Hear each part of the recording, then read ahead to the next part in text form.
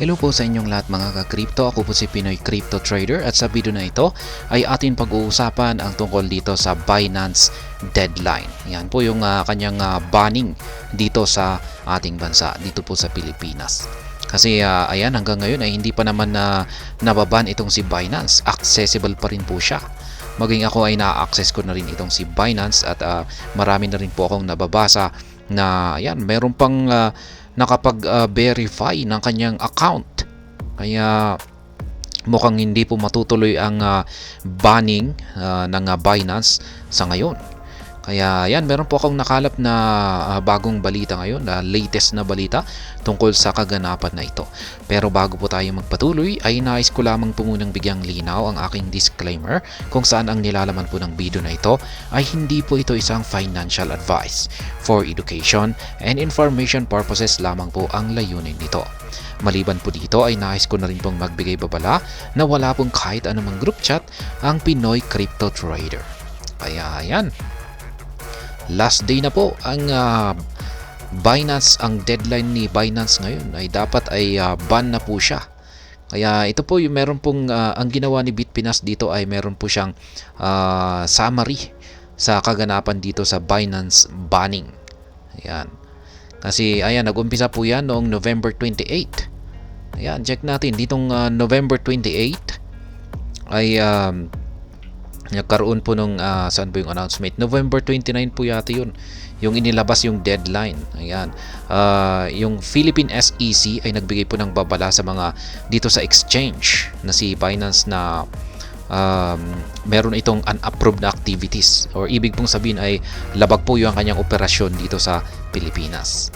Kaya ayan, dito na po sila nag-request na kailangan na saan ba yun? December 1. Ayan, nung December 1 ay dito na po nagbigay ng warning si SEC dito kay Binance. At nung December 8 ay ayan, yung mga Filipino users ay naka-encounter na ng warnings. Ayan, ayan nga, join Binance $500,000 airdrop event. Ito po yung event, ito yung warning naman po yan sa event. Hindi pa ito yung parang banning. Yan, saan ba yun? Ito po yung nung December 13. Ayan, ito na po pala. Nung December 13, ito yung petsa kung kailan nag-issue si SEC ng warning na kailangan na ibaban po nila itong si Binance. Kaya ayan, Binance is stating it will take effect 3 months from the date of the SEC issuance, which was November 29. Kaya yan, nung November 29 po pala yung kanilang issuance. Ito yung kanilang naging basihan sa umpisa ng kanilang countdown. Kaya yan, nung November 29, ito po yun. Nung nagbigay po sila ng babala. Ayan, dito kay Binance na wala siyang na illegal yung kanyang operasyon dito sa Pilipinas sapagkat wala po siyang kaukulang lisensya para mag-operate dito. Kaya yan, wala po siyang compliance. Kaya yan po yung kanilang naging umpisa or basihan dito, November 29. Tapos binigyan po siya ng 3 months. Yan, 3 months, 3 buwan. Yan, para ito ay paghandaan ng mga users na makaalis dito kay Binance. Kasi syempre hindi naman po maganda yung bibiglain nila na ibaban na lamang si Binance.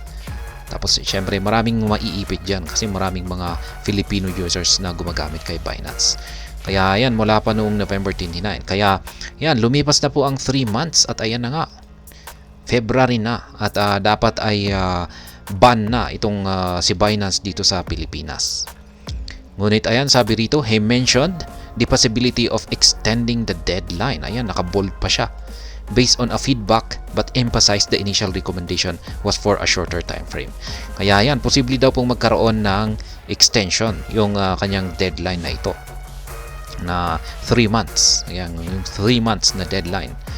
Yan, kaya mukhang ito po yung mangyayari ngayon. Magkakaroon ng extension sa kanyang deadline kasi hanggang ngayon ay wala pong nailalabas na official na announcement sa dalawang panig. Yan, either kay Binance or kay Philippine SEC ay wala pa. Kaya mukhang magkakaroon ito ng deadline. Ngunit sabi rito ay shorter time frame. Yan, mas maiksing panahon kumpara sa ibinigay na 3 months dito. Kaya posibleng isang buwan yung ibibigay na extension dito.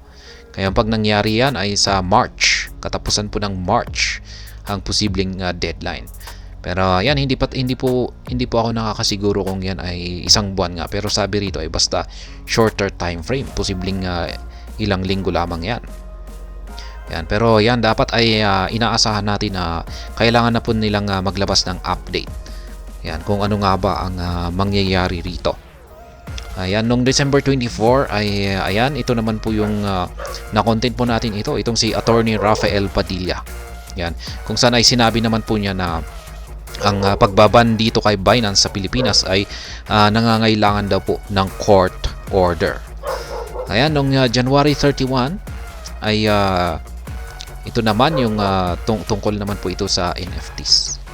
Yan, dito na ulit tayo sa February 6. Yan, sa February 6 naman ay meron daw pong nag-viral na TikTok kung saan ay na-feature itong si Senator Francis Tolentino.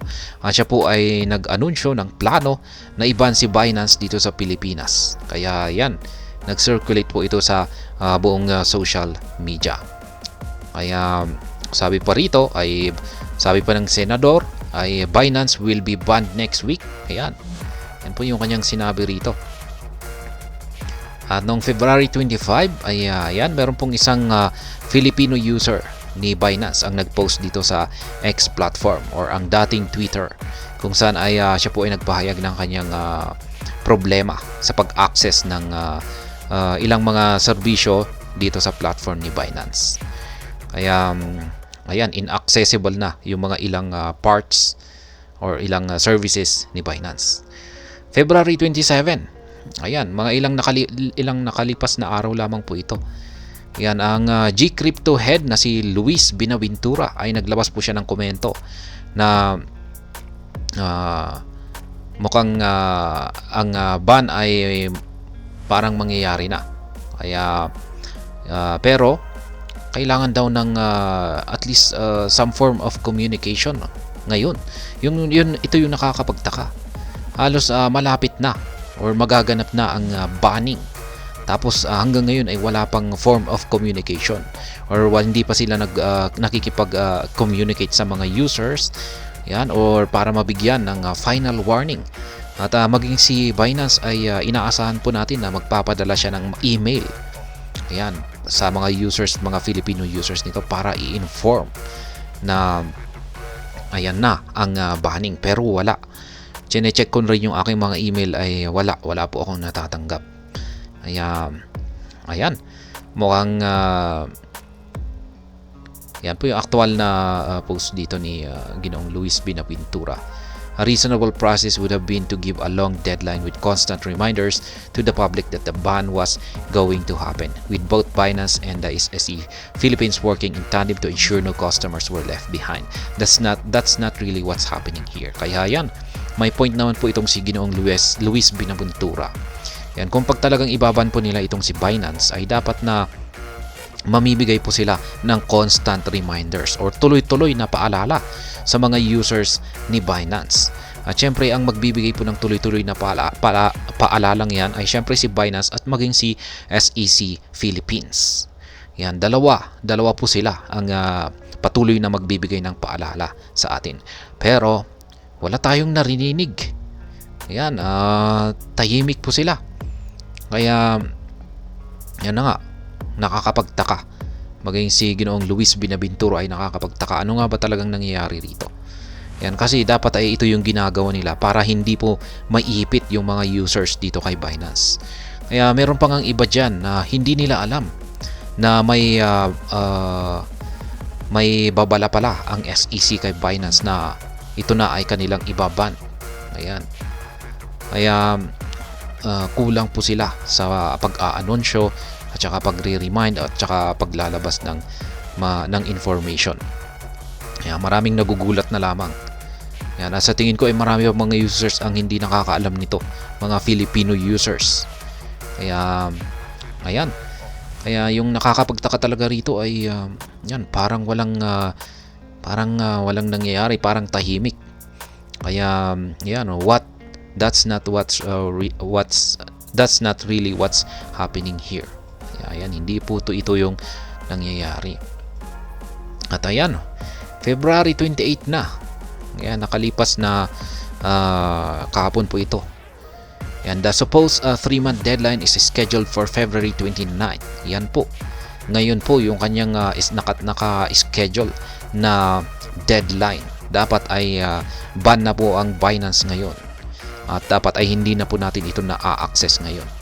A Corporate Communication Division CDD Information Officer from the Commission has responded to Bitpina's inquiry for updates on Binance standing in the country. The SEC is currently evaluating all possible ramifications of the blocking, including implications to Filipino customer funds.